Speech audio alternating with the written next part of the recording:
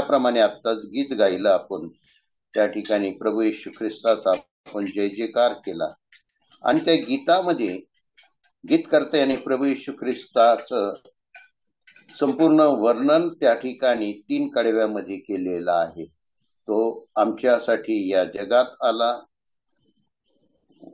कवटीवरती त्याने आपला प्राण दिला आणि पुनरुत्थानी उठला आणि स्वर्गात घेतला गेला आणि पुन्हा आपल्याला न्यायास तो येणार आहे. या सर्व गोष्टी या गीतकर्त्यांनी 3 कडव्यामध्ये आपल्याला सांगितलेला आहे आणि माझा विषय त्याला अनुसरूनच आहे.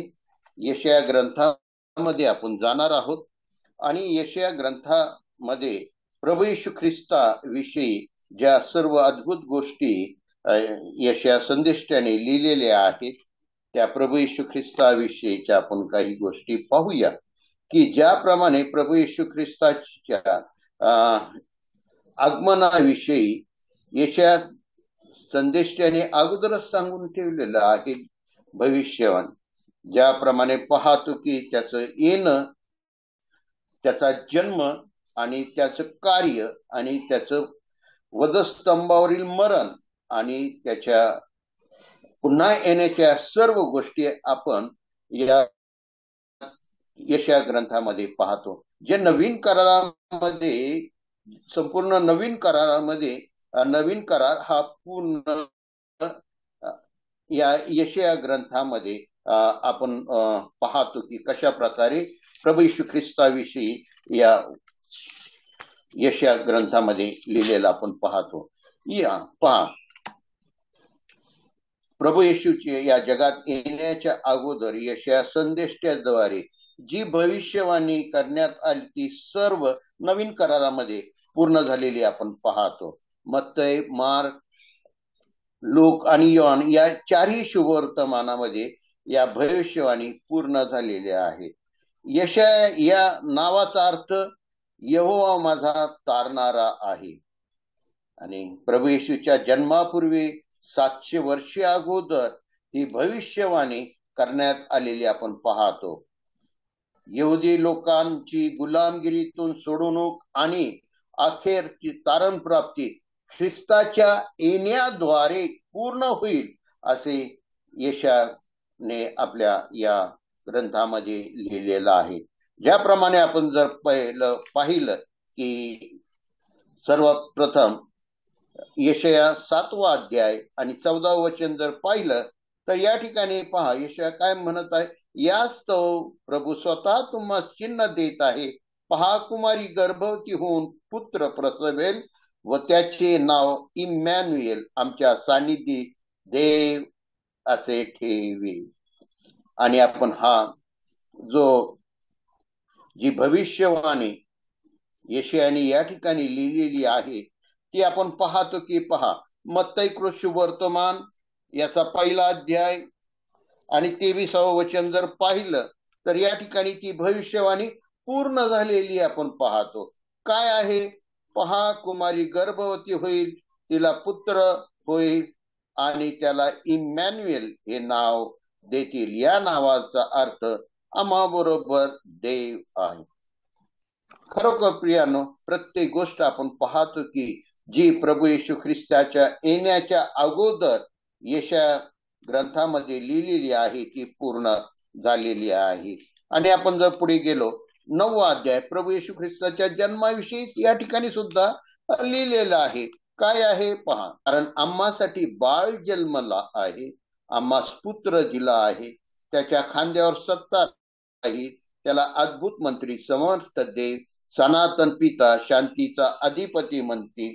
त्याच्या सत्तावृद्धीला व शांतीला अंत नसणार. तो दाविदाच्या सिंहासनावर बसून त्याचे साम्राज्य चालवेल आणि तेथून पुढे ते सर्व काळ न्यायाने व धर्माने दृढ व स्थिर करेल. सेनाधीश परमेश्वराचा आवेश हे सिद्धेस नेईल. या ठिकाणी सुद्धा जे आपण पाहतो की प्रभू येशू ख्रिस्ताच्या जन्माविषयी या ठिकाणी 9वा अध्याय आणि 6व्या वचनात लिहिलेलं आहे. आणि तेच जर आपण पुढे पाहिलं तर ते कशामध्ये पूर्ण झालेलं आहे पहा. लूक शुभवर्तमान याचा पहिला अध्याय 31 वचनापासून, पहा तू गरोदर राशील, तुला पुत्र होईल, त्याचे नाव येशू ठेव. तो थोर होईल व त्याला परात्पराचा पुत्र म्हणतील. आणि प्रभू देव त्याला त्याचा पूर्वज दावीद याचे राजासन देईल, आणि तो याकोबाच्या घराण्यावर युगानुयुग राज्य करील व त्याच्या राज्याचा अंत होणार नाही. पहा, या ठिकाणी सुद्धा प्रभू येशू ख्रिस्ताच्या जी यशायाने भविष्यवाणी केली ती या ठिकाणी पूर्ण झालेली आपण पाहतो. आणि जर तेच अगोदर आणखी जर पुढे गेलो तर त्या ठिकाणी सुद्धा आपण पाहतो की योहान सुद्धा प्रभू येशू ख्रिस्ताविषयी काय लिहित आहे. पहा काय आहे, योहान पहिला अध्याय आणि 14 वचन पहा, शब्द देही झाला आणि त्याने आम्हामध्ये वस्ती केली, आणि आम्ही त्याचे गौरव पाहिले, ते पित्यापासून आलेल्या एकुलत्या एकाचे गौरव असावे, असे अनुग्रह व सत्य यांनी परिपूर्ण होते. या ठिकाणी सुद्धा योहान त्या प्रभू येशू ख्रिस्ताची ओळख कशा प्रकारे करून देत आहे. तो म्हणत आहे, शब्द, जो शब्द देही झाला, तो जो पित्याच्या उराशी टेकलेला, तो शब्द आपल्यासाठी आम्हामध्ये त्यांनी वस्ती केली. आणि तो साक्ष देत आहे योहान की काय म्हणत आहे, आम्ही त्याचे गौरव पाहिले. जे त्याचे 12 शिष्य होते त्यामध्ये योहान त्या सर्वांविषयी वतीने काय म्हणत आहे, आम्ही त्याचे गौरव पाहिले, ते पित्यापासून आलेल्या एकुलत्या एकाचे गौरव असावे, असे अनुग्रह व सत्य यांनी परिपूर्ण होते. प्रभू येशू ख्रिस्ताविषयी या सर्व गोष्टी पूर्ण झालेल्या आपण पाहतो. काय आहे, वरील गोष्टी लिहिल्याप्रमाणे सर्व घटना पूर्ण झाल्या. मनुष्य देह धारण करून मनुष्याबरोबर वावरू लागला. मनुष्यामध्ये त्यांनी वस्ती केली. मनुष्य जातीला पाप कर्मातून मुक्त करून तारण प्राप्तीचा मार्ग ख्रिस्ताच्या जन्माने तयार झाला. पहा, देवाची ती एक अद्भुत योजना आहे प्रियांनो, ती आपल्या प्रत्येकासाठी प्रभू येशू ख्रिस्ताद्वारे ती आपल्या प्रत्येकाला विनामूल्य ती प्राप्त झालेली आहे. जर आपण आणखी पुढे जर गेलो की ज्याप्रमाणे भविष्यवाणी करण्यात आलेली की अब्रामाच्या वंशात परमेश्वराच्या पित्याचा पुत्राचा जन्म होईल, असं यशायाने आपल्या ग्रंथात लिहिलेलं आहे. ते पहा काय आहे, यशाच्या बुंदाला धुमारा फुटेल, त्याच्या मुळातून फुटलेली शाखा फळ देईल. आणि आपण ते पाहतो की कशा प्रकारे प्रभू येशू ख्रिस्त या ठिकाणी त्याचा जन्म यशाच्या कुळामध्ये झालेला आपण पाहतो. जर आपण रूथचं पुस्तक जर पाहिलं तर त्या ठिकाणी आपल्याला रूथचं पुस्तक 4 अध्यायाने 21 वचन,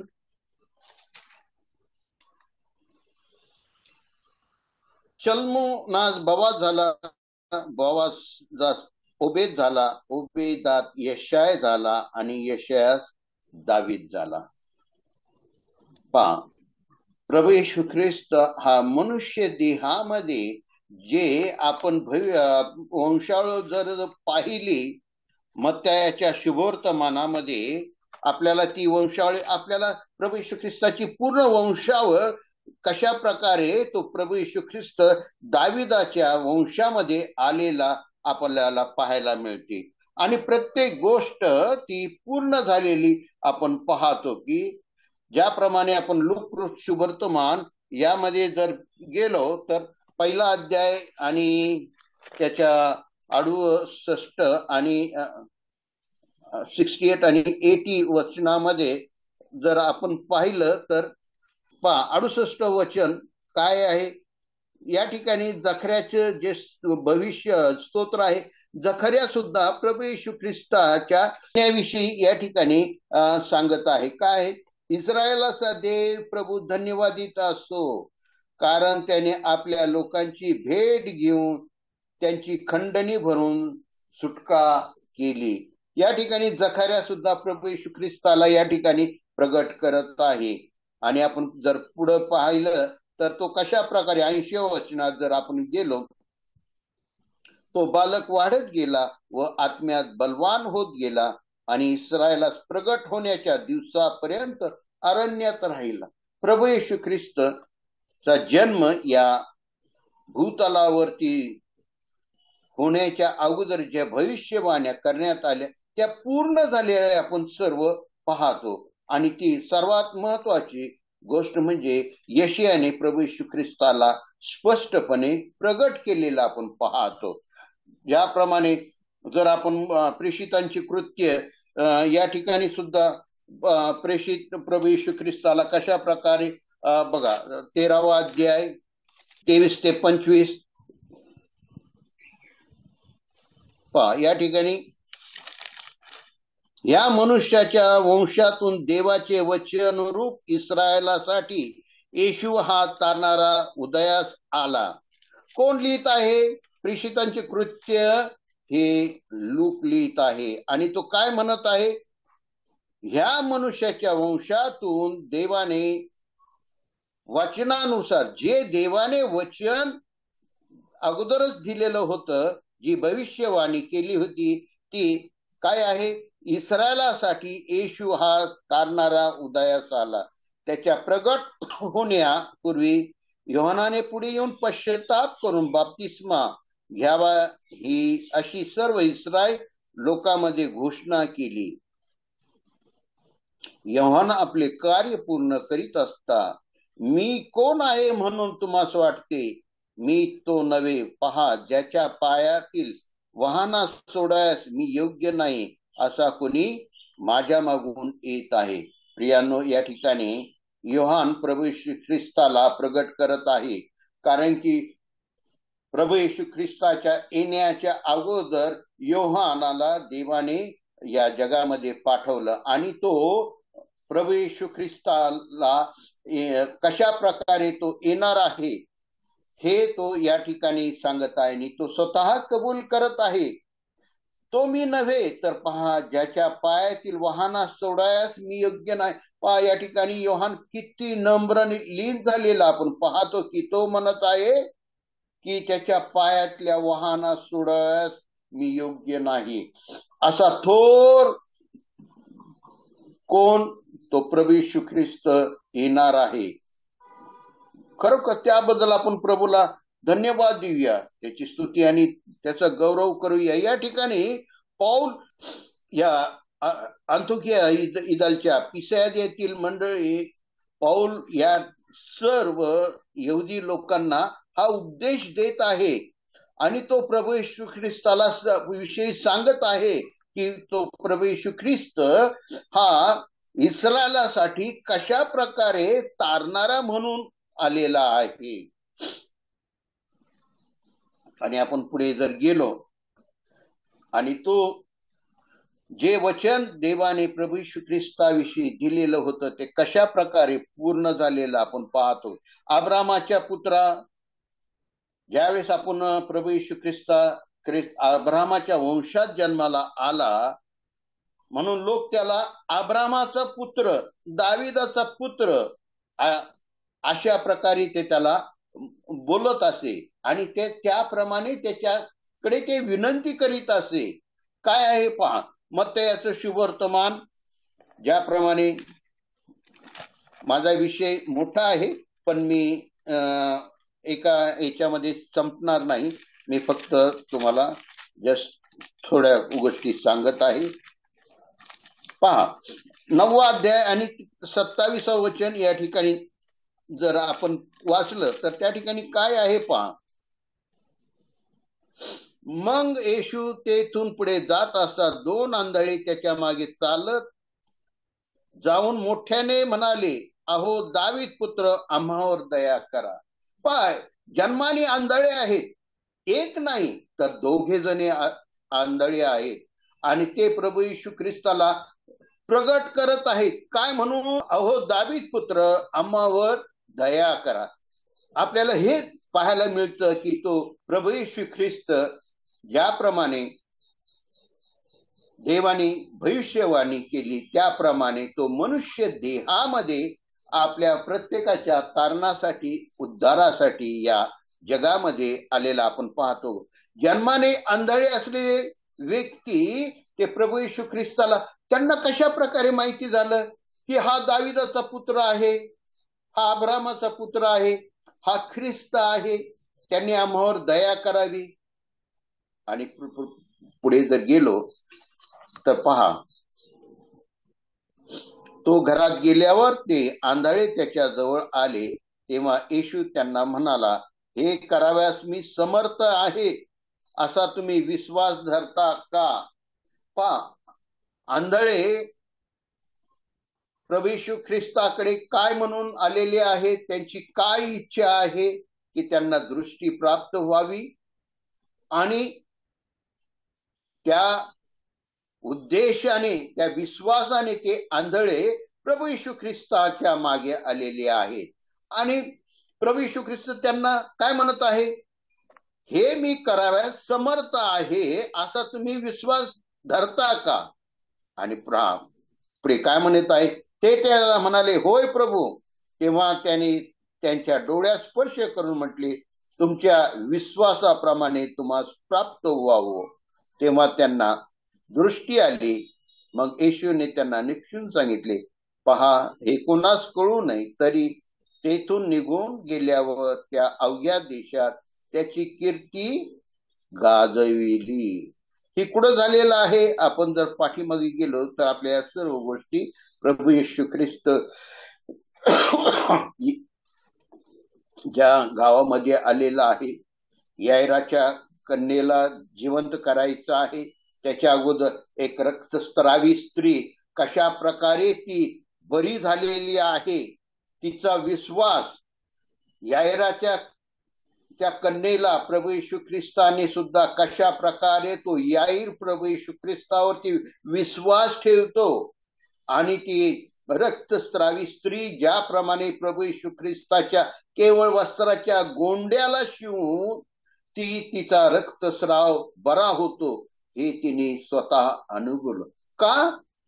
तर त्या प्रभू येशू ख्रिस्तावरती त्यांनी विश्वास ठेवला. त्याचा परिणाम काय झालेला आहे? अगोदरच्या दोन्ही गोष्टी पूर्ण झालेल्या आपण पाहतो. आणि हे आंधळे ज्यावेळेस प्रभू येशू ख्रिस्त पुढे येत असताना या आंधळे प्रभूला म्हणत आहे की आम्हावर दया करा. सगळ्यात महत्वाची गोष्ट ते प्रभू समोर की कशा प्रकारे नम्र लीन झालेले आपण पाहतो. आणि प्रियांनो, तीच दया आणि तीच कृपा प्रभू येशू ख्रिस्ताने आपल्या प्रत्येकावरती केलेली आहे.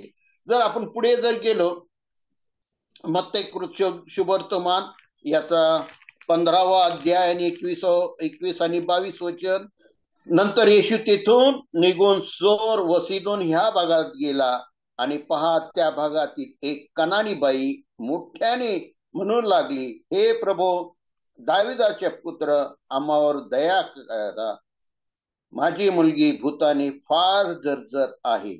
पहा, या ठिकाणी जर पाहिलं तर एक विदेशी बाई आहे, तिची आणि प्रभू येशू ख्रिस्ताची ओळख नाही. ही कुणालची आहे? तर त्या ठिकाणी पहा, ते सांगितलेले कनानातली विदेशी आहे. पण ती प्रभू येशू ख्रिस्ताविषयी ऐकून तिने काय म्हटलेलं आहे, हे प्रभू, दाविदाचे पुत्र, माझ्यावर दया करा. या ठिकाणी सुद्धा एक विदेशी बाई प्रभू येशू ख्रिस्ताला काय म्हणत आहे, हे दाविदाचे पुत्रा. ती त्याला काय म्हणत आहे, आम्हावर दया कर. खरोखर प्रियांनो, तिची सुद्धा विनंती प्रभूने मान्य केली, आणि तिच्या मुलीला प्रभूने तत्काळ बरं केलेला आहे. ज्याप्रमाणे पुढे जर गेलो, एक मोठा दोघांमध्ये संभाषण झालेलं आहे. काय म्हटले आहे? ती 25वा वचन, तेव्हा ती येऊन त्याच्या पाया पडून म्हणाली, प्रभूजी, मला सहाय्य करा. त्याने उत्तर दिले, मुलांची भाकर घेऊन ती घरच्या कुत्र्यांना घालणे ठीक नाही. तिने म्हटले, खरेच प्रभूजी, तरी घरची कुत्रीही आपल्या धनाच्या मेजावरून पडलेले तूर खातात. तेव्हा येशूने तिला उत्तर दिले, बाई, तुझा विश्वास मोठा, तुझी इच्छा सफल हो. आणि त्याच घटकेस तिची मुलगी बरी झाली आणि पुष्कळ रोगी सुद्धा बरे झाले. का? कारण की त्यांनी जो प्रभू येशू ख्रिस्तावरती विश्वास ठेवला त्याचा परिणाम काय झाला? ज्या विश्वासाने ते प्रभूकडे आले त्या विश्वासाला ते पात्र झाले. आणि प्रियांनो, आपण सुद्धा आपल्या जीवनामध्ये त्या प्रभू येशू ख्रिस्ताचा स्वीकार केला. आपण आपले पाप ने अपराध आपण कबूल केले, प्रभू समोर नम्र लीन झालो. त्या क्षणी प्रभूने आपल्या प्रत्येकावरती दया आणि कृपा केलेली आहे. आपण त्या प्रभू येशू ख्रिस्तावर विश्वास ठेवला आणि आपल्या प्रत्येकाला त्या विश्वासाचा परिणाम काय झाला? देवाने आपल्याला त्याचे मुले होण्याचा अधिकार दिलेली आहे. ही प्रक्रिया आपल्या प्रत्येकाच्या जीवनात झालेली आहे. त्याबद्दल प्रभूला आपण धन्यवाद देऊया.